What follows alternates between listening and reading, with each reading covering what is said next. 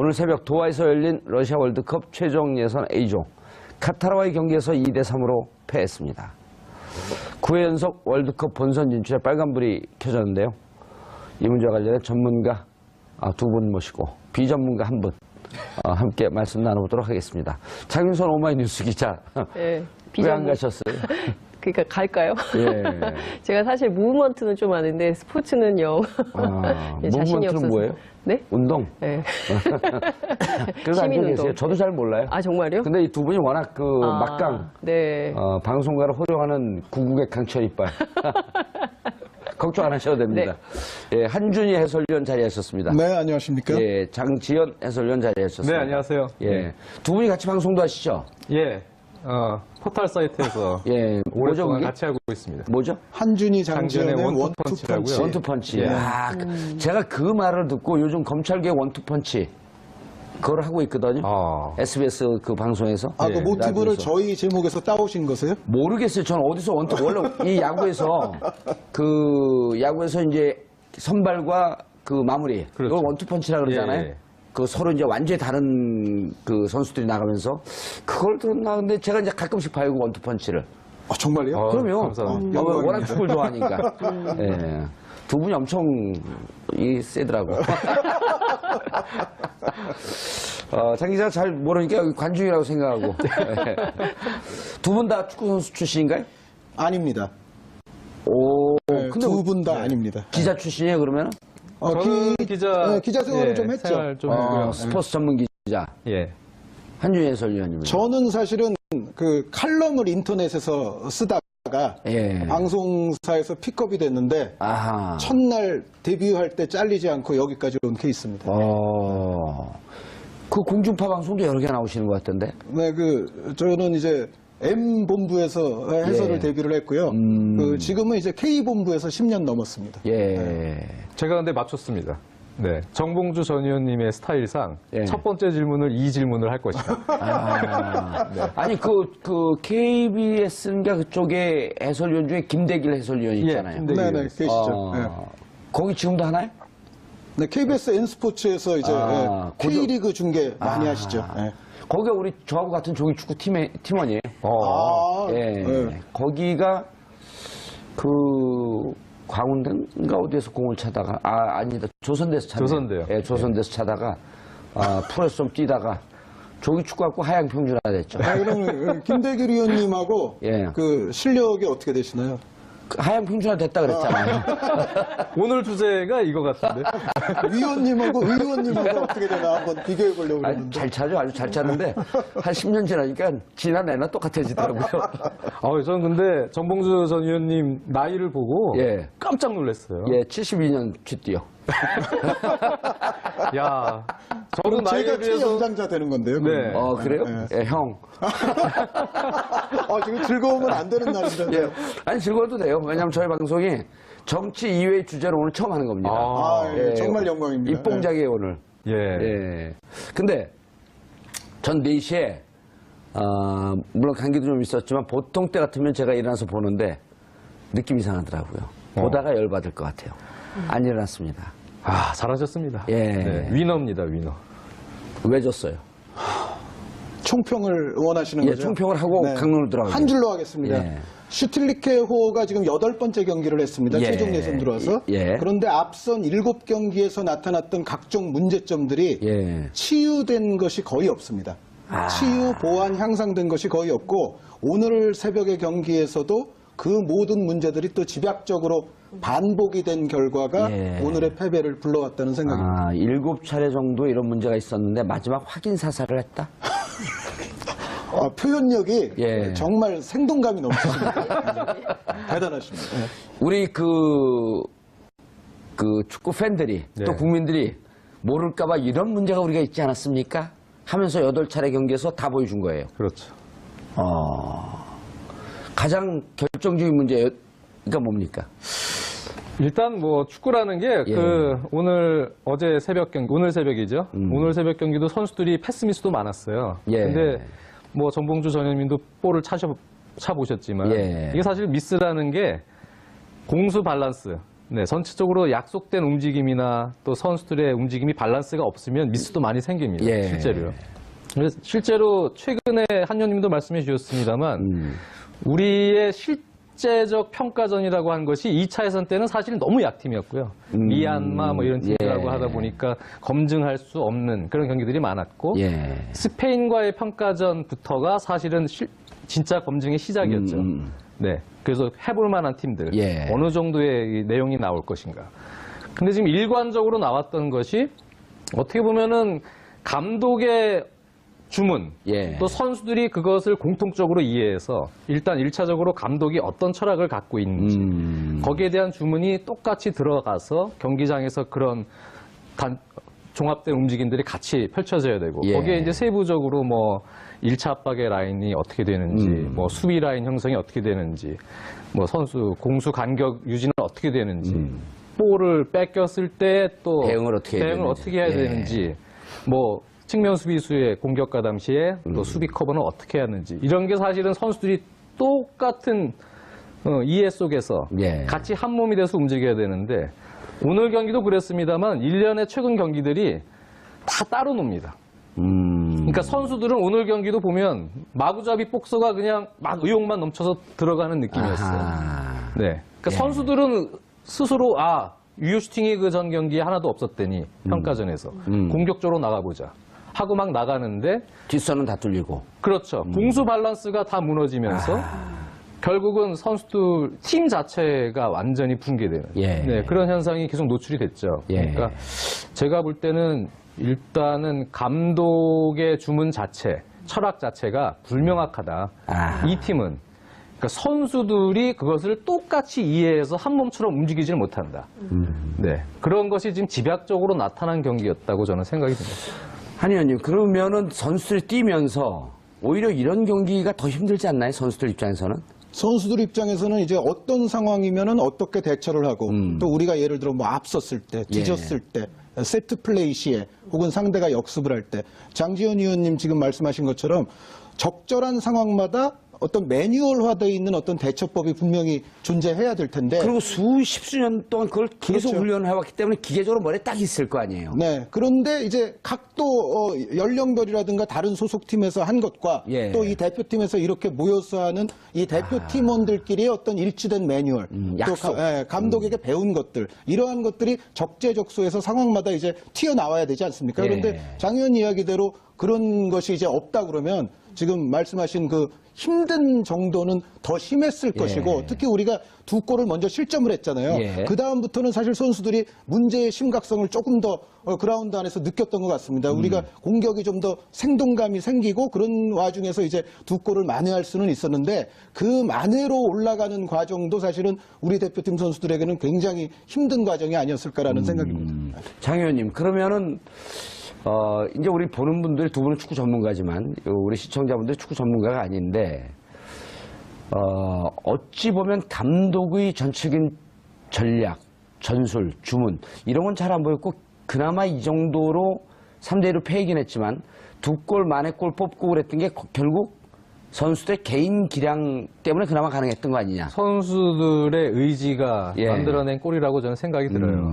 네, 그 와중에 사실 좀 안타까웠던 건 2대2까지 황희찬 선수 골로 따라갔을 때 그렇죠. 그럴 때 침착하게 선수들이 다시 정돈해서 이제 한 골 싸움에 들어가면 되는데 예. 거기서 좀 예기치 않게 또 수비 라인에 미스가 나왔어요. 네, 그러면서 좀 어이없게 세 번째 실점이 됐는데요. 물론 우리 선수들 기량이 개개인의 기량에서 절대 뒤지지 않습니다. 뛰어나잖아요, 다. 그렇죠. 뒤지지 않는 정도가 아니라 아시아에서는 뛰어납니다. 최강의 선수들 아니에요? 예. 뛰어나서 그런 흐름에서는 우리 선수들끼리도 사실 분위기를 끌어올릴 수 있는 그 시간대가 있었거든요. 그 시간을 놓쳤기 때문에 결국은 지고 말았는데 예. 개인적으로 안타깝죠. 네, 지금 뭐 사실 슈틸케 감독이 1년의 경기에서 다 비슷하게 못합니다. 내용이 좋지 않은 게 계속 예. 이어졌기 때문에 일관적으로. 예, 일반적으로. 사실 작년 말쯤이 사실 경질 타이밍이 아니냐 이런 얘기도 많았죠. 근데 그거를 이제 조금 더 끌고 왔는데요. 더 끌고 왔어도 사실 결과는 좀 좋게 하고 그래도 좀 위기를 대처를 하던 뭐 경질이 되든 하는 게 좋지 않았겠나 했는데 좀 상당히 좋지 않은 결과 속에서 지금 이런 경제 위기를 맞게 된 것 같아요. 저는 사실 축구 잘 모르지만 슈틸리케 감독에 대해서 초반엔 평가가 되게 좋았던 것 같은데 언제부터 이렇게 무너지기 시작한 건가요? 그런 부분에 대해서는 사실은 저도 네. 저를 포함해서 또 축구 미디어계에 종사하시는 많은 분들이 계시지만 저 자체가 사실은 좀 반성을 하고 있습니다. 그러니까 사실 처음 왔을 때 이렇게 대단하다 그러고 막 평론했어요? 뭐 그렇게까지는 아니었습니다만 일단 그 자료 화면 돌리면 다 나와요.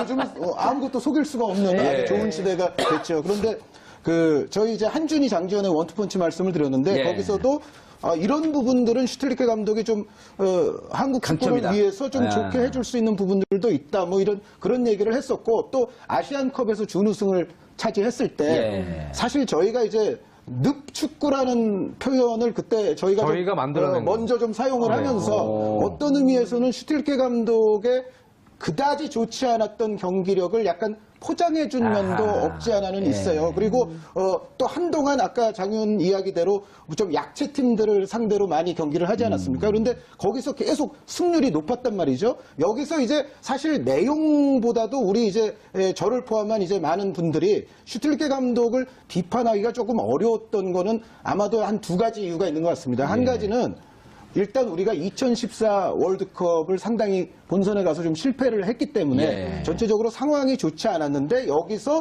외국인 감독을 데려온 사람을 처음부터 흔들기는. 그렇죠. 이기고는 있는데 내용이 좀 별로인 것 같다고 해서 너무 이렇게 비판을 하기에는 약간 껄쩍지근함이 그때는 분명히 많은 분들이 있었을 거예요. 그리고 또 한 가지는 예전에 히딩크 감독도 사실은 처음에 좀 안 좋았었죠.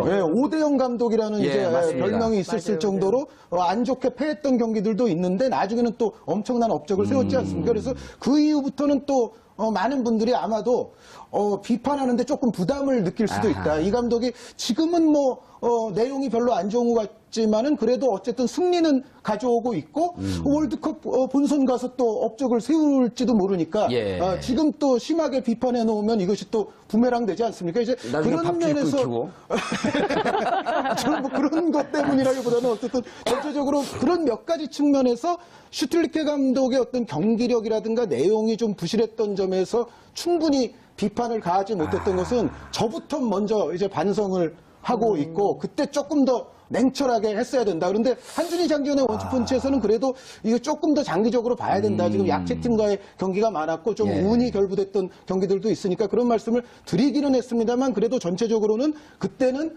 완벽하게 냉혹하지는 못했다는 것을 고백을 하면서 그런 부분들은 조금 우리가 앞으로도 좀 고쳐야 되지 않겠나라는 생각이 듭니다. 정치하는 사람이 이렇게 잘못했을 때 이렇게 반성을 하면 얼마나 좋을까? 좋겠죠. 그때 참 잘못했습니다. 저도 원후부 부역자였습니다. 이런 얘기를 하면 참 좋을 텐데 지금 부역자라고 자인한 거죠? 슈틸리케 감독 초기에 부역에 일조했던 것을 자인합니다. 1조는요. 그 사드 배치하는 비용입니다. 너무 아시는 게 많으셔가지고. 정치권에 나오면 그런 거로 한번 후달려있죠. 아니, 그런데, 오기 전에 슈틸리케 감독의 전력이 있었을 거 아니에요. 그때는 좀 좋은 간 모셨을 거 아니에요? 아니, 그렇지는 않고요. 일단은 축구협회 예산이 한정적이다 보니까 사실 경력이 화려한 감독, 검증된 감독을 데려오기에는 지금 예산이 부족하고요. 그래요? 네. 축구협회 돈 많기로 유명하지 않아요? 그렇지 않은 걸로 알고 있습니다. 네, 예산이 이제 과거보다도 감독 선임에 있어서 예산을 많이 쓰지를 못하는 상황입니다. 그런데 당시 분위기가 이제 홍명보 감독 그렇게 이제 그만두고 홍명보 감독 월드컵 준비할 때 어디 가서 이제 뭐 땅 사러 다니고 뭐 이런 그러니까요. 이제 그래서 전체적인 분위기가 어쨌든 외국인 감독으로 가야 된다. 네, 뭐 그래서 홍명보 감독 때 무슨 의리 축구 뭐 여러 가지 파벌 뭐 이런 얘기들도 많이 돌았기 때문에 외국인 감독으로 가자. 일단 그런 분위기에서 그래도 적절하게 한국 축구를 좀 살려주면서 또 축구협회 예산에 맞는 감독을 좀 물색을 한 것 같은데 사실 적은 예산이었어요. 그 예산의 범위 안에서 검증된 감독을 데려오긴 좀 힘든 상황이었고 일단 슈틸리케 감독이 선수 경력은 화려했지만 감독 경력은 상당히 좀 실패의 연속이었습니다. 계속 예고된 참사였었네요. 그러면 그렇죠. 그러니까 어찌 보면. 처음에 데려올 때는 근데 사실 슈틸리케 감독에게 기대했던 건 예. 여러 가지로 이제 이용수 기술위원장도 밝혔지만 한국 축구의 전반적인 부분에서 도움을 줄 수 있는 그러한 분으로 모신 것 뉘앙스가 강했어요. 예. 그래서 슈틸리케 감독이 클럽 팀이나 뭐 대표팀을 맡았을 때 그렇게 성과가 뚜렷하진 않았지만 독일 청소년 대표를 연령별로 맡은 적은 있었어요. 아하. 그래서 독일이 당시가 유소년들을 아주 잘 키우던 시기였기 때문에 그렇게 본다면 슈틸리케는 우리나라 저변의 그 유소년 문화도 좀 잘 이식을 시킬 수 있는 능력이 있지 않느냐. 그래서 총감독의 형태가 되지 않겠느냐. 슈틸리케는. 기억이 납니다. 예. 그리고 이제 오히려 전술 코치가 들어와서 보좌를 하지 않겠느냐. 그런 기대였죠. 그런데 없었어요. 전술 코치의 영입은 실질적으로는요. 없었고. 예, 그래서 슈틸리케 감독이 그대로 끌고 갔었죠. 그래서 저희가 아시안컵도 사실 준우승을 하긴 했지만 늪축구라고 포장을 해서 그렇지 우리가 엄청나게 수비 불안이 많았거든요. 예. 위기가 많은데 그쪽이 못 넣는 거예요. 상대팀이. 계속 골을 못 넣고 하다가 우리가 어떻게 한 골 넣어서 1대0으로 이기고. 예. 이런 축구들이 나왔기 때문에 그걸 포장해서 늪축구라는 표현을 저희가 만들어냈습니다만 사실 그게 좋은 사실 내용이라고는 볼 수 없는 상황이에요. 그래 이렇게 이해하면 되겠네요. 그 슈틸리케 감독을 모셔올 때는 어쨌든 우리나라가 그 대표팀 가서는 성인 축구 가서는 잘하지만 펀더멘탈이 좀 약하니 펀더멘탈서부터 좀 이렇게 그렇죠. 차근히 싸우는 좀 그 전망을 넓게 가져가고 그렇죠. 부족한 부분의 전술적 부분에 대해서는 전술 코치들을 두면서 보완하면 되겠다. 라고 했는데 이제 이게 기분 좋게 보기 좋게 이제 무산이 돼버린 거 아니에요? 그렇죠. 네. 그런 부분에서 결국은 오랜 장기간 예. 어떻게 보면 요즘에는 뭐 감독과 선수들 간의 소통에 대한 문제들도 계속 지적돼서 나오고. 그랬죠. 예. 그리고 뭐 여러 가지로 감독의 철학이나 또 저 세부 전술 이식 자체가 선수들에게 주입이 거의 안 돼 있는 거 아니냐. 이러한 이제 의심을 품는 분들이 점점 많아지는 데다가 내용도 사실 그렇게 계속 이어졌기 때문에 결국 문제가 좀 많아진 것 같아요. 예. 그 전략이나 전술이 감독의 판단이나 이런 것들이 선수들한테 잘 먹히지 않고 선수 따로 감독 따로 이렇게 움직였던 걸로 좀 보이는데 그 선수 탓을 그렇게 많이 했다고 슈틸리케 감독. 실제로 그랬나요? 선수 탓을 좀 했나요? 그 슈틸리케 감독에게 물론 경기력이 가장 당면한 문제지만 여러 가지 슈틸리케 감독에 대한 불만들 가운데에서는 흔히 기자회견장에서 너무 좀 맞지 않는 발언들을 좀 여태까지 많이 했습니다. 예를 들면? 예를 들면은 우리가 져서 지금 문제가 발생했는데 한국 축구는 봤을 때는 유소년 시스템에 문제가 있어요. 근데 이거는요 굉장히 맞지 않는 얘기예요. 예를 들어 지금 오늘 시험을 못 보고 왔는데 얘는 저 대여섯 살 때 가정교육이 잘못돼서 그러니까요. 라고 말하면 안 되죠. 현대 축구의 국가대표팀 감독에게 가장 필요한 덕목 중에 하나는 뭐냐면 사실은 모든 국가대표팀들이 소집기간, 훈련기간이 굉장히 짧습니다. 짧죠. 예. 네, 정말 짧게 소집해서 중차대한 경기 한두 개를 딱 치르는 게 지금의 A매치 시스템 아닙니까? 예. 그래서 모든 대표팀 감독들이 사실은 훈련기간에 다 부족을 느끼는 건데 그래서 그럴수록 지금 요즘의 오늘날 현대 국가대표팀 감독들에게 가장 필요한 것은 쪽집게 선생님 같은 역할이 오히려 가장 필요한 거죠. 그리고 그 선수를 잘 파악해서 그 선수들의 장점을 묶어서 극대화시키고. 어떻게 보면 이 하모니를 잘 만들 것인가. 그렇죠. 이 지휘자 역할을 해주는 거 아니에요? 이른바 동기부여도 잘 시켜주고 그리고 상대의 약점을 사전에 철저하게 분석해서 분석하고. 실전에 들어갔을 때 그 약점을 집요하게 공략할 수 있는 뭔가 쪽집게 과외 선생 같은 저는 과외를 발격합니다만 어쨌든 쪽집게 선생님 같은 뭔가 그런 역할이 국가대표팀 감독에게는 필요한데 슈틸리케 감독은 항상 좀 뜬구름 잡는 큰 얘기를 할 적이 많았어요. 그러니까 유소년 시스템이 정치로 예를 들면 좀 문제가 있고 정치로 예를 들면 이런 거네요. 지금 4대강 녹조 때문에 4대강 문제 있습니다. 그러니까 200년 지나야지 결과를 알 수 있습니다. 그 말씀하시는 분도 다 그분께서. 돌아가신 이후에 이제 그렇죠. 그런 그러니까 거죠? 우리가 알 수 없는 때 그때 가서 평가하시는 거예요. 마찬가지로 어렸을 때 펀드멘탈이 뭐가 어떻게 되는지 유소년 때 뭐가 어떻게 되는지 그 얘기를 지금 할 수가 없는 거거든요. 그렇죠. 당면한 이 경기의 문제점을 얘기하고 다음 경기에는 이 부분을 어떻게 고치겠다라는 얘기를 해야 되는데요. 그리고 예를 들어 전술적으로도 이제 슈틸리케 감독이 가장 약간 저는 공허하게 내세우는 것 중에 하나가 그 높은 점유율에 대한 집착이 있거든요. 예. 어떤 의미에서는 슈틸리케 감독의 가장 큰 표어가 우리는 현대 축구의 아주 초마와도 같은 예, 높은 점유율을 가지는 축구를 해서 상대를 압도하겠다. 뭐 이런 게 어떻게 보면 슈틸리케 감독의 표제인데, 근데 문제는 높은 점유율이라는 말씀만 하지 그 점유율을 어떤 형태로 만들겠다라는 얘기가 없는 거죠. 구체성이 떨어지는. 네, 그러니까 네. 제가 뭐 최근에 칼럼 쓴 것도 하나 있습니다만 슈틸리케 호에는 무엇은 있는데 어떻게가 없다. 이걸 점유율을 높이려면 어떤 방식으로 높일 거냐, 어떻게 높여야 상대를 그만큼 괴롭게 만들고 궁극적으로 우리의 승리를 따낼 수 있을 거냐, 뭔가 이런 디테일한 부분들. 이런 거 얘기하면 딱 이해가 되죠. 네. 저렇게 얘기하면 좀 애매모호한데 네. 새 정치를 부르짖는데 어떻게 새 정치? 그렇죠. 뭐가? 저도 의원님하고 거의 비슷해요. 4차 산업혁명? 한 사람이 확 지나갔어요. 4차 산업혁명을 얘기하는데 4차 산업혁명이 목미? 그렇죠. 4차 산업혁명. 네. 3차 다음에. 그러니까요. 예, 그러니까 전혀 딴 얘기를 계속 하고 기자들 입장에서 보면 정치하고 접목시키기가 알기가 문제의식이 쉽죠. 없는 아, 여기서 진정으로 융합이 되는 것 같습니다. 모든 주제가 융합이 되는. 그분이 융합대학원 원장 출신이에요. 재밌네요. 이 정치랑 계속 연관이 되니까. 그래서 슈틸리케 호에는 가장 중요한 게 디테일이 없다는 거예요. 그러니까 선수들이 점유율을 높이려니까 예. 그냥 뒤에서 뺏겨서 그러면 뒤에서 돌리면 되잖아요. 이리 주고 저리 주고 그러면서 자기들끼리 계산해. 야, 지금 점유율 52.6%? 조금만 더 올리자. 3%만 더 올리자. 55 됐어. 오늘 성공했어. 집에 가자. 골 2개 먹고. 유슈팅형. 네, 유슈팅 연계. 예. 지금 이제 그 경기 결과에 대해서 향후 그 분석을 좀 해줘야죠. 현재까지 몇입니까? 전체적으로 보는 분들이 신문 기사 보면 다 알 것 같지만 네.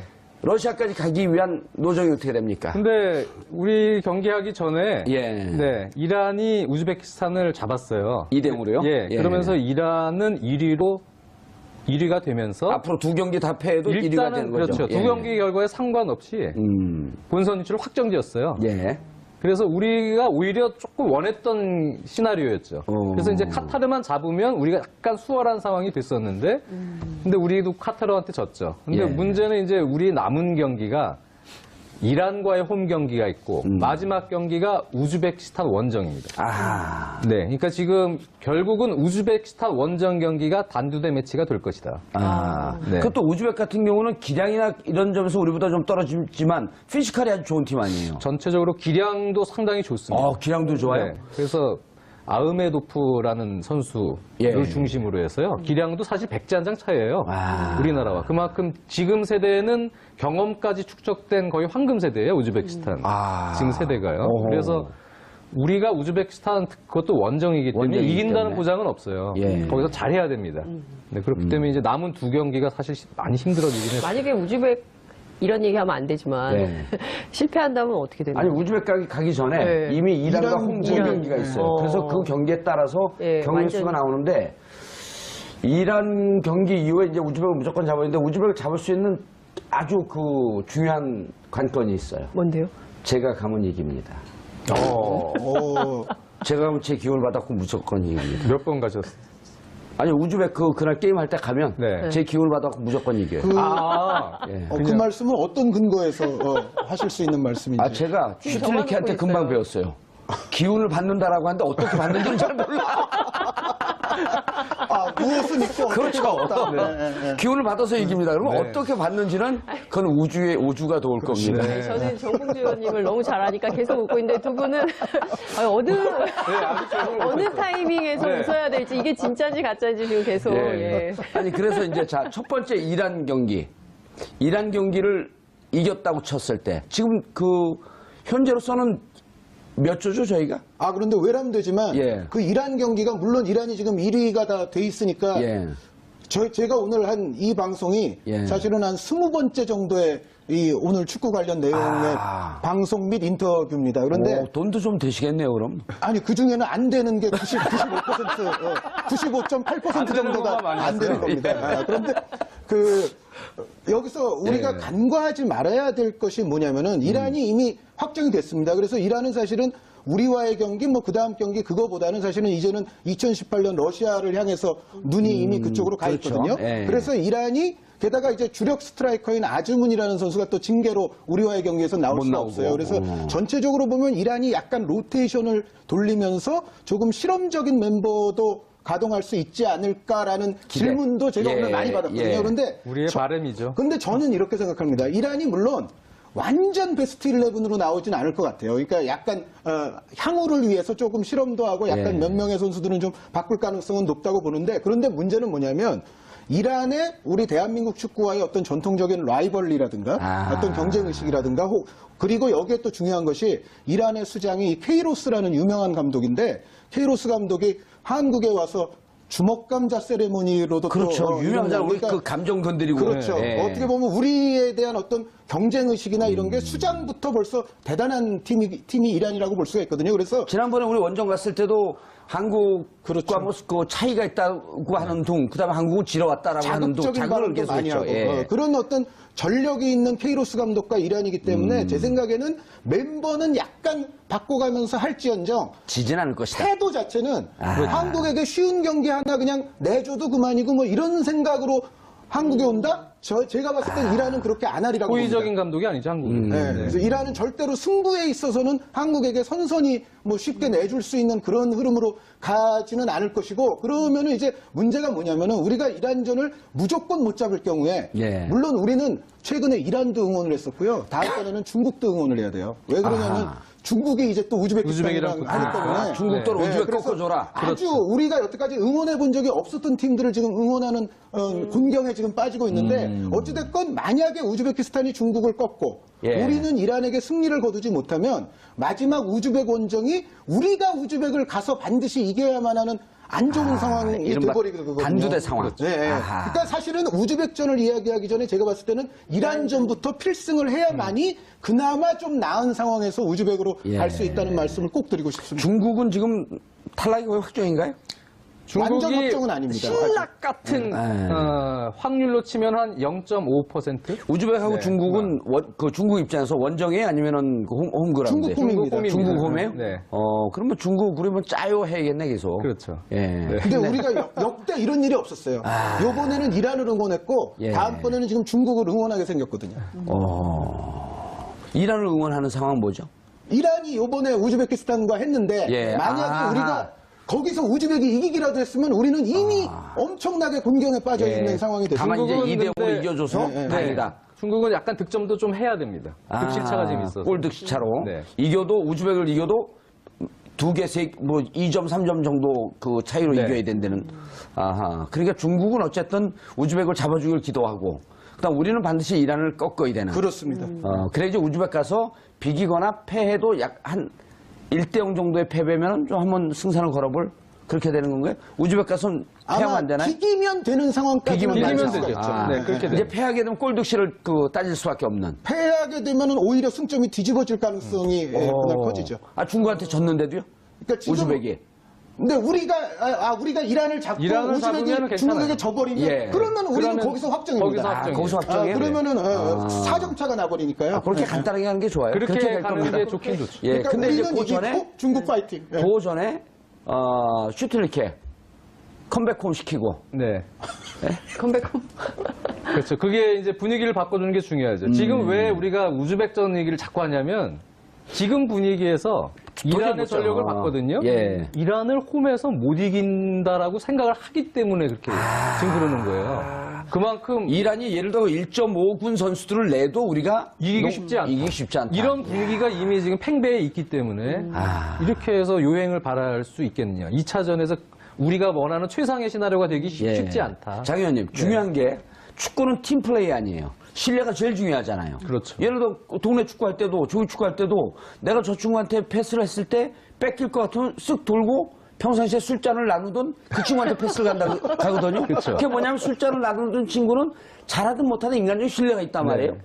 축구에서 신뢰, 믿음 이런 게 무척 중요한데 정말 중요하죠. 지금 감독과 선수들 사이의 신뢰는 거의 실내나마나 일단 그 전체적으로 이번 경기도 그랬습니다만 최근 일련의 경기들을 보면 예. 축구라는 게 이게 사실 공수 밸런스라는 얘기들을 많이 하는데 이게 공을 중심으로 공을 소유하고 있을 때나 공을 소유하고 있지 못할 때 선수들이 하나의 목표를 가지고 하나의 생각으로 통일돼서 움직여야 돼요. 전술이라는 게. 그것이 이제 감독이 지시한 작전과 그렇죠. 전략 그거를 전술이다. 선수들이 똑같이 공통적으로 이해하는 범위 내에서 움직여야 돼요. 예. 내가 지금 현재 포지션이 어떤 롤이고 또 어떻게 움직이는 저 친구 상황인지. 옆에 있는 공격수가 공을 잡았을 때 양 윙어는 어떻게 움직여야 그렇죠. 되고 수비수는 네. 어떻게 움직여야 예, 되고 제가 이게 움직일 미리 다 때 짜여진 그렇죠. 내 뒤에 커버는 누가 들어오고 이런 게 다 계산돼서 이미 하나의 통일된 생각으로 예. 선수들이 같이 움직일 때 그게 이제 팀 신뢰가 쌓이고 예. 축구가 되는 거거든요. 그래야 밸런스가 형성된 상황에서만이 안정된 수비가 나오고요. 지난 경기처럼 그냥 달려드는 수비가 아니고. 예. 네, 이건 뭐 업사이드 트랩도 못 쓰고 뭐 선수들이 아주 뭐 우왕좌왕 서로 따로 놀았거든요. 예. 압박도 팀 압박이 돼야 되는데 전체적으로 강경주지도 마찬가지입니다. 근데 압박도 따로 놀고 공수 간격도 벌어졌다가 좁혀졌다. 게임을 벌어졌다, 보면서 그게 다 보이셨을 거 아니에요, 두 분은. 그렇죠. 예. 그러니까 이거는 이 팀은 지금 감독의 철학이 선수들에게 공통적으로 들어가서 선수들이 하나된 이해된 목표하에 움직이는 게 아니다. 예. 이 팀은. 그게 비단 이 경기뿐만 아니고요. 예. 계속 나타났어요. 돌발 질문. 이 팀에서 감독의 역할이 그렇게 중요한가요? 왜냐하면 세계적으로 나름 유럽 그 EPL 리그라든지 이런 데서 실력을 검증받은 기성용, 손흥민, 이청용 이런 선수들이 있고 또 K리그도 수준이 무척 높잖아요. 이런 선수도 있는데 굳이 감독이 좀 잘 못한다고 할지라도 기존에 우리가 했던 그 오랫동안 발맞춰 온 게 있는데 감독의 역할이 그렇게 중요한가요? 저는 감독의 역할이 엄청나게 중요하다고 생각을 합니다. 예. 그러니까 뭐 슈틸리케 감독이 여러 가지 비판거리가 있습니다만 지금 우리 조에서 우리 팀이 실점이 가장 많습니다. 우리와 똑같이 동률이 하나 있는데 그게 카타르입니다. 10실점을 했어요. 우리가 8경기에서. 예. 이게 최다 실점이거든요. 그런데 우수한 8경기에서 17점. 10실점이요. 17점. 하나만 더 했으면 18점 될 뻔했네. 아니, 10실점. 네. 10골 내죠. 10실점. 아, 네, 네, 네. 10실점. 네, 아, 네, 10실점. 네, 네. 아. 그런데 어쨌든 이것도 예. 안 좋은 쪽으로 1위입니다. 그런데 우수한 감독을 판가름하는 기준 중에 하나가 뭐가 있냐면은 방금 이제 정 의원님께서 말씀하신 그것과 이제 아주 일맥상통하는 얘기이기 때문에 예. 제가 드리는 말씀인데 일단 공격은요. 예. 예를 들어 뭐 우리 팀에 그런 선수들이 꼭 똑같이 있다는 얘기는 아니지만 예를 들어 메시나 호날두나 뭐 이런 선수들 예. 있잖아요. 뭐 옛날 호나우두나 뭐 예. 마라도나 펠레도 마찬가지겠지만 근데 이런 선수들이 공격은 예를 들어 경기력이 좀 안 좋다가도 정말 대단한 선수들이 한두 명 있으면은 진짜 개인적으로 이렇게 뻥 터트려 줄 수도 있습니다. 예. 그런데 감독의 역할이 정말로 잘 나타나는 대목이 뭐냐면 수비 조직입니다. 그런데 우리가 조에서 실점이 지금 가장 많거든요. 수비력이 무너졌다. 반대로 이란을 보시면은요, 이란은 놀랍습니다. 이란이 무실점입니다, 8경기에서. 와. 그래요? 0실점, 0실점. 아, 감독의 이름은 K 로스. 로스가 많은 사람 같은데. 어? 로스가 전혀 없네. 어? 그런데 이게 아마 제 생각에 만약에 이란이요, 우리한테 져야 되기 때문에 그러면 안 되겠지만, 만약에 무실점으로 예선 과정을 마치잖아요? 예. 그러면 제가 봤을 땐 이게 세계적으로도 엽기적인 기록이 될지도 몰라요. 무조건 골을 안 먹고 넣으려고 하는 전략으로 나오겠네. 그러니까 이런 거. 무조건 이란은 지금 8득점을 했는데 그게 무조건 플러스 8입니다. 득실에서. 어허. 7점이 없기 때문에. 그런데 이 대목이야말로 바로 감독의 중요성을 저울질하는데 결정적인. 우리가 왜 최다 실점을 최다 실점을 우리가 하고 있는 팀이어서는 안 되죠. 이 아시아조에서 이게 만약에 월드컵 본선 같으면 얘기가 좀 다릅니다만 아시아조에서 대한민국이 최다 실점이다. 예. 이거는 수비 조직에 문제가 있는 거고 수비 조직은 바로 곧 감독이 감독의 만들어낼 수 있는 대목입니다. 야, 이 축구를 보면서 이렇게 황금 같은 꿀팁이 잘 안 나오는데 오늘 밥값 제대로 하시네. 네. 수비 조직력은 감독의 힘에서 나온다. 아, 이건 몰랐거든요. 왜냐면 우리가 보면서 감독을 비판하는데 감독 어떤 측면에서 비판해야지?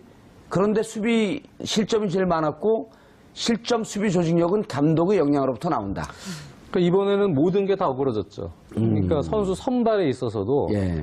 사실은 주전 센터백은 중앙 수비수죠. 예. 홍정호, 장현수 선수인데요. 네. 그런데 이번 카타르전에서 홍정호 선수가 갑자기 빠졌어요. 나중에 듣기로는 부상이 좀 있었다 그래요. 예. 그 대신 들어간 선수가 곽태희 선수입니다. 곽태희. 그것도 네. 아랍에서 뛰잖아요. 예, 아랍에 뛰다가 지금 FC 서울에서 뛰고 예. 있는데 나이가 많죠, 곽태희 선수가. 근데 물론 과거에 상당히 잘했고 잘했죠. 좋은 선수입니다만 이미 K리그에서 나이도 많고 전반기에 그다지 화력이 좋지 못했어요. 아하. 일단 발이 좀 느리고 판단 능력도 약간 느려지고 실수도 많아지면서 나이가 들면서. 예.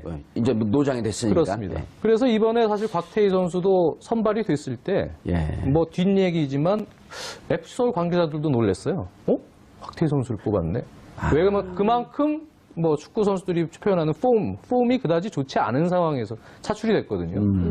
근데 이렇게 중차대한 지금 안 그래도 수비 조직이 지금 허술해서 여러 가지 문제가 있는데 이 상황에서 부상 선수의 공백이 곽태희 선수가 지금 들어가면서 곽태희 선수가 나쁘다는 게 아니고 예. 결국은 선발도 문제가 됐고 선수 선발에 있어서 예. 결국 결정적으로 실점 과정에서 또 연루가 됐거든요. 곽태희 선수가.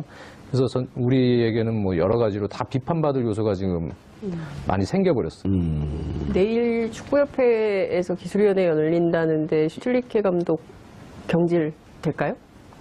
경질이 이제는 조금 불가피한 쪽으로 가고 있다. 그리고 경질하는 것이 저는 옳다고 봅니다. 왜냐하면 지금 이 상황에서 만약에 경질을 안 하겠다는 것은 월드컵 본선 진출을 포기한다. 될 대로 되라에 맡기는 것과도 다름이 없다고 저는 생각을 합니다. 그러니까 물론 경질을 해서 예를 들어 뭐 감독 대행 어떤 사람이 들어섰을 때 그 나중에 결과가 좋을지 나쁠지는 모르지만 지금은 뭐라도 해볼 수 있을 만큼 뭔가 몸부림이라도 쳐야 될 시점에 정말 놓여 있지 여기서 그대로 간다?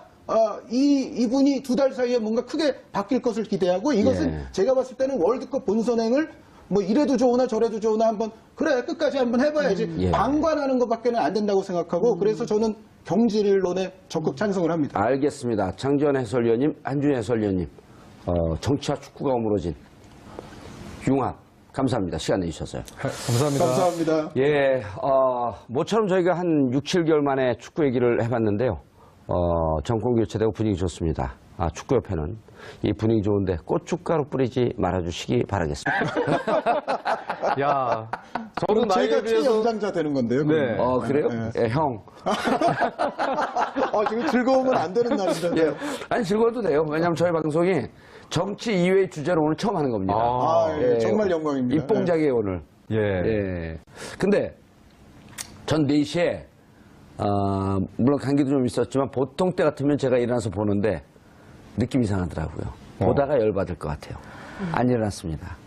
잘하셨습니다. 예. 네, 위너입니다, 위너. 왜 졌어요? 총평을 응원하시는 거죠? 총평을 하고 강론을 들어가요. 한 줄로 하겠습니다. 슈틸리케호가 지금 8번째 경기를 했습니다. 최종 예선 들어와서. 그런데 앞선 7경기에서 나타났던 각종 문제점들이 치유된 것이 거의 없습니다. 치유, 보완, 향상된 것이 거의 없고 오늘 새벽의 경기에서도 그 모든 문제들이 또 집약적으로 반복이 된 결과가 오늘의 패배를 불러왔다는 생각입니다. 7차례 정도 이런 문제가 있었는데 마지막 확인 사살을 했다? 표현력이 정말 생동감이 넘치십니다. 대단하십니다. 우리 그 축구 팬들이 또 국민들이 모를까봐 이런 문제가 우리가 있지 않았습니까? 하면서 8차례 경기에서 다 보여준 거예요. 그렇죠. 가장 결정적인 문제가 뭡니까? 일단 뭐 축구라는 게 오늘 새벽 경기죠. 오늘 새벽 경기도 선수들이 패스미스도 많았어요. 근데 뭐 전봉주 전현민도 볼을 차보셨지만 이게 사실 미스라는 게 공수 밸런스. 전체적으로 약속된 움직임이나 또 선수들의 움직임이 밸런스가 없으면 미스도 많이 생깁니다. 실제로요. 그래서 실제로 최근에 한현님도 말씀해 주셨습니다만 우리의 실제적 평가전이라고 한 것이 2차 예선 때는 사실 너무 약팀이었고요. 미얀마 뭐 이런 팀들하고 하다 보니까 검증할 수 없는 그런 경기들이 많았고 스페인과의 평가전부터가 사실은 진짜 검증의 시작이었죠. 그래서 해볼 만한 팀들 어느 정도의 내용이 나올 것인가. 근데 지금 일관적으로 나왔던 것이 어떻게 보면은 감독의 주문, 또 선수들이 그것을 공통적으로 이해해서 일단 1차적으로 감독이 어떤 철학을 갖고 있는지 거기에 대한 주문이 똑같이 들어가서 경기장에서 그런 종합된 움직임들이 같이 펼쳐져야 되고 거기에 이제 세부적으로 뭐 1차 압박의 라인이 어떻게 되는지 뭐 수비 라인 형성이 어떻게 되는지 뭐 선수 공수 간격 유지는 어떻게 되는지 볼을 뺏겼을 때 또 대응을 어떻게 해야 되는지 뭐 측면 수비수의 공격과 당시에 또 수비 커버는 어떻게 해야 하는지 이런 게 사실은 선수들이 똑같은 이해 속에서 예. 같이 한 몸이 돼서 움직여야 되는데 오늘 경기도 그랬습니다만 1년의 최근 경기들이 다 따로 놉니다.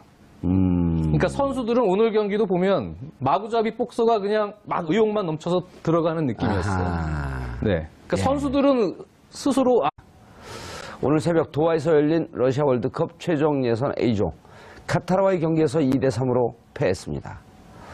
9회 연속 월드컵 본선 진출에 빨간불이 켜졌는데요. 이 문제와 관련해 전문가 두 분 모시고 비전문가 한 분 함께 말씀 나눠보도록 하겠습니다. 장윤선 오마이뉴스 기자. 네, 왜 안 가셨어요? 그러니까 갈까요? 예. 제가 사실 무브먼트는 좀 아는데 스포츠는 영 예, 자신이 무브먼트는 없어서. 뭐예요? 네? 운동? 네. 그래서 알고 시민운동. 계세요? 저도 잘 몰라요. 아 정말요? 근데 이 두 분이 워낙 막강 네. 방송가를 호령하는 구국의 강철 이빨. 걱정 안 하셔도 됩니다. 예, 한준희 해설위원 자리하셨습니다. 네, 안녕하십니까? 예, 장지현 해설위원 자리하셨습니다. 네, 안녕하세요. 예, 두 분이 같이 방송도 하시죠? 예. 포털 사이트에서 예, 뭐죠 오랫동안 그게? 같이 하고 있습니다. 뭐죠? 한준희 장지현의 장지현의 원투펀치. 원투펀치라고요. 원투펀치. 예. 제가 그 말을 듣고 요즘 검찰계 원투펀치 그걸 하고 있거든요. SBS 그 방송에서. 그 모티브를 라디오에서. 저희 제목에서 따오신 거세요? 모르겠어요. 저는 어디서 원래 이 야구에서 야구에서 이제 선발과 그 마무리 그렇죠. 그걸 원투펀치라 그러잖아요. 예. 그 서로 이제 완전히 다른 그 선수들이 나가면서 그걸 듣나 근데 제가 이제 가끔씩 봐요 그 원투펀치를. 정말요? 그럼요. 감사합니다. 영광입니다. 워낙 축구를 좋아하니까. 예. 두 분이 엄청 세더라고. 장 기자가 잘 모르니까 여기 관중이라고 생각하고. 두 분 다 축구 선수 출신인가요? 아닙니다. 오, 네, 근데 두 분 다 아닙니다. 기자 출신이에요 그러면? 저는 기자 생활을 좀 했죠. 생활 좀 했고요. 스포츠 전문 기자 예. 한준희 해설위원님. 저는 사실은 그 칼럼을 인터넷에서 쓰다가 예. 방송사에서 픽업이 됐는데 아하. 첫날 데뷔할 때 잘리지 않고 여기까지 온 케이스입니다.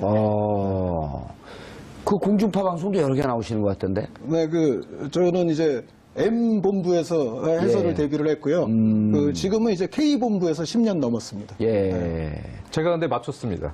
네. 정봉주 전 의원님의 스타일상 예. 첫 번째 질문을 이 질문을 할 것이다.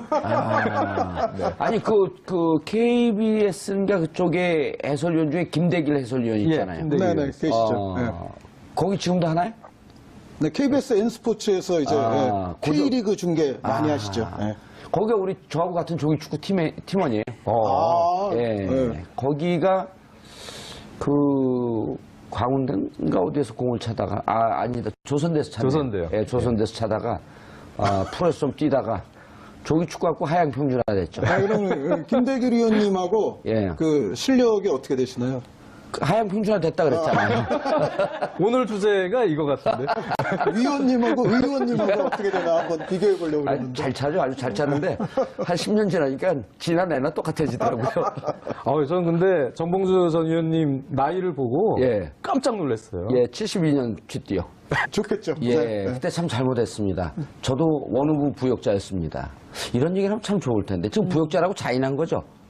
네, 슈틸리케 감독 초기에 부역에 일조했던 것을 자인합니다. 네. 예, 1조는요 그 사드 배치하는 비용입니다. 너무 아시는 게 많으셔가지고. 정치권에 나오면 그런 거로 한번 후달려 있죠. 아니 그런데 오기 전에 슈틸리케 감독의 전력이 있었을 거 아니에요. 그때는 좀 좋은 간 모셨을 거 아니에요? 아니 그렇지는 않고요. 일단은 축구협회 예산이 한정적이다 보니까 네, 사실 경력이 화려한 감독, 검증된 감독을 데려오기에는 지금 예산이 부족하고요. 그래요? 네, 축구협회 돈 많기로 유명하지 않아요? 그렇지 않은 걸로 알고 있습니다. 네, 예산이 이제 과거보다도 감독 선임에 있어서 예산을 많이 쓰지를 못하는 상황입니다. 그런데 당시 분위기가 이제 홍명보 감독 이렇게 이제 그만두고 홍명보 감독 월드컵 준비할 때 어디 가서 이제 땅 사러 다니고 이런 그러니까요. 예, 이제 그런 그래서 문제 때문에 전체적인 분위기가 시끄러웠었죠. 어쨌든 외국인 감독으로 가야 된다. 네, 그래서 홍명보 감독 때 무슨 의리 축구 여러 가지 파벌 이런 얘기들도 많이 돌았기 때문에 외국인 감독으로 가자. 일단 그런 분위기에서 그래도 적절하게 한국 축구를 좀 살려주면서 또 축구협회 예산에 맞는 감독을 좀 물색을 한 것 같은데 사실 적은 예산이었어요. 그 예산의 범위 안에서 검증된 감독을 데려오긴 좀 힘든 상황이었고 일단 슈틸리케 감독이 선수 경력은 화려했지만 감독 경력은 상당히 좀 실패 연속이었습니다. 계속돼서. 계속 예고된 참사였었네요, 그러면. 그렇죠. 그러니까 처음에 데려올 때는 근데 사실 슈틸리케 감독에게 기대했던 건 여러 가지로 이제 이용수 기술위원장도 밝혔지만 한국 축구의 전반적인 부분에서 도움을 줄 수 있는 그러한 분으로 모신 것 뉘앙스가 강했어요. 그래서 슈틸케 감독이 클럽 팀이나 뭐 대표팀을 맡았을 때 그렇게 성과가 뚜렷하진 않았지만 독일 청소년 대표를 연령별로 맡은 적은 있었어요. 그래서 독일이 당시가 유소년들을 아주 잘 키우던 시기였기 때문에 그렇게 본다면 슈틸케는 우리나라 저변의 그 유소년 문화도 좀 잘 이식을 시킬 수 있는 능력이 있지 않느냐. 그래서 총감독의 형태가 되지 않겠느냐. 슈틸케는. 기억이 납니다. 그리고 이제 오히려 전술 코치가 들어와서 보좌를 하지 않겠느냐. 그런 기대였죠. 그런데 없었어요. 전술 코치의 영입은 실질적으로는요. 없었고. 그래서 슈틸리케 감독이 그대로 끌고 갔었죠. 그래서 저희가 아시안컵도 사실 준우승을 하긴 했지만 늪축구라고 포장을 해서 그렇지 우리가 엄청나게 수비 불안이 많았거든요. 위기가 많은데 그쪽이 못 넣는 거예요. 상대팀이. 계속 골을 못 넣고 하다가 우리가 어떻게 한 골 넣어서 1대0으로 이기고.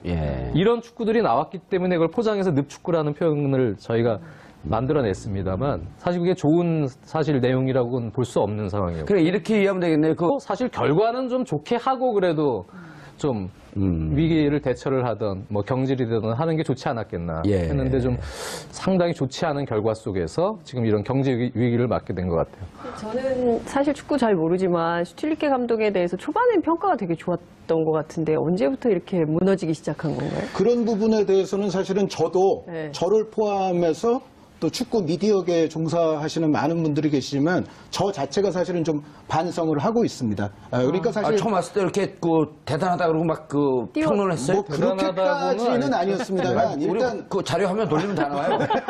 요즘 아무것도 속일 수가 없는 아주 좋은 시대가 됐죠. 그런데 저희 이제 한준희 장지현의 원투펀치 말씀을 드렸는데 거기서도 이런 부분들은 슈틸리케 감독이 좀 한국 축구를 위해서 좀 좋게 해줄 수 있는 부분들도 있다. 뭐 그런 얘기를 했었고 또 아시안컵에서 준우승을 차지했을 때 사실 저희가 이제 늪축구라는 표현을 그때 저희가 만들어낸 먼저 좀 사용을 하면서 어떤 의미에서는 슈틸리케 감독의 그다지 좋지 않았던 경기력을 약간 포장해준 면도 없지 않아는 있어요. 그리고 또 한동안 아까 장윤 이야기대로 좀 약체 팀들을 상대로 많이 경기를 하지 않았습니까? 그런데 거기서 계속 승률이 높았단 말이죠. 여기서 이제 사실 내용보다도 우리 이제 저를 포함한 이제 많은 분들이 슈틸리케 감독을 비판하기가 조금 어려웠던 거는 아마도 한 두 가지 이유가 있는 것 같습니다. 한 가지는 일단 우리가 2014 월드컵을 상당히 본선에 가서 좀 실패를 했기 때문에 전체적으로 상황이 좋지 않았는데 여기서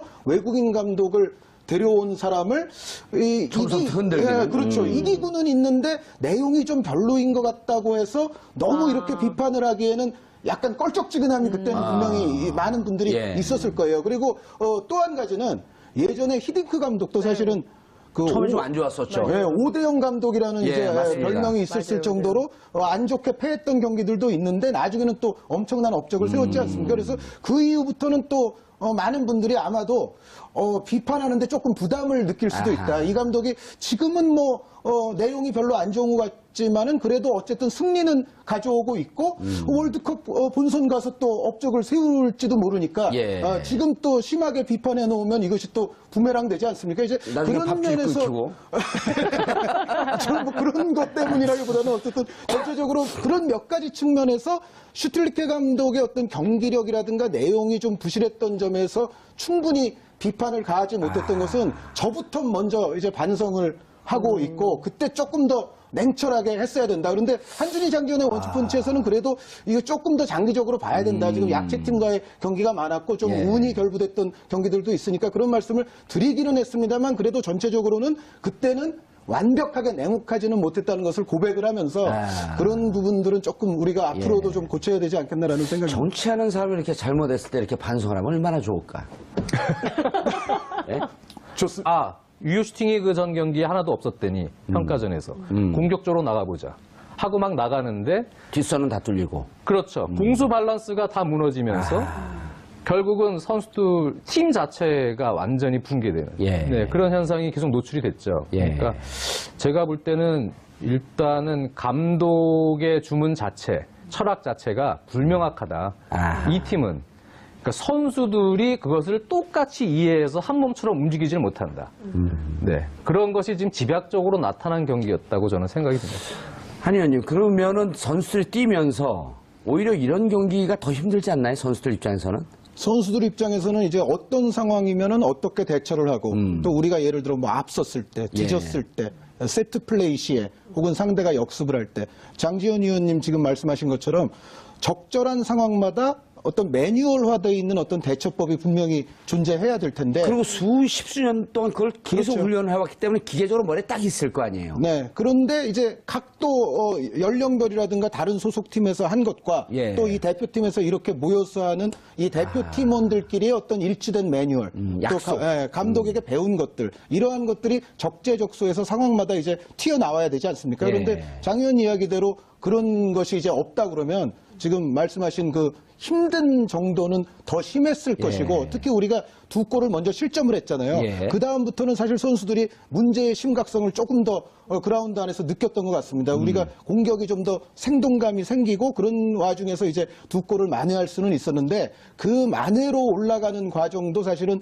우리 대표팀 선수들에게는 굉장히 힘든 과정이 아니었을까라는 생각입니다. 장 의원님, 그러면은 이제 우리 보는 분들 두 분은 축구 전문가지만 우리 시청자분들 축구 전문가가 아닌데 어찌 보면 감독의 전적인 전략, 전술, 주문 이런 건 잘 안 보였고 그나마 이 정도로 3대1로 패이긴 했지만 두 골 만에 골 뽑고 그랬던 게 결국 선수들 개인 기량 때문에 그나마 가능했던 거 아니냐. 선수들의 의지가 예. 만들어낸 골이라고 저는 생각이 들어요. 네, 그 와중에 사실 좀 안타까웠던 건 2대2까지 황희찬 선수 골로 따라갔을 때 그렇죠. 그럴 때 침착하게 선수들이 다시 정돈해서 이제 한 골 싸움에 들어가면 되는데 예. 거기서 좀 예기치 않게 또 수비 라인에 미스가 나왔어요. 네, 그러면서 좀 어이없게 세 번째 실점이 됐는데요. 물론 우리 선수들 기량이 개개인의 기량에서 절대 뒤지지 않습니다. 뛰어나잖아요, 다. 그렇죠. 뒤지지 않는 정도가 아니라 아시아에서는 뛰어납니다. 최강의 선수들 아니에요? 예. 뛰어나서 그런 흐름에서는 우리 선수들끼리도 사실 분위기를 끌어올릴 수 있는 그 시간대가 있었거든요. 그 시간을 놓쳤기 때문에 결국은 지고 말았는데 예. 개인적으로 안타깝죠. 네, 지금 뭐 사실 슈틸케 감독이 1년의 경기에서 다 비슷하게 못합니다. 내용이 좋지 않은 게 계속 예. 이어졌기 때문에 일관적으로. 예, 일반적으로. 사실 작년 말쯤이 사실 경질 타이밍이 아니냐 이런 얘기도 많았죠. 근데 그거를 이제 조금 더 끌고 왔는데요. 더 끌고 왔어도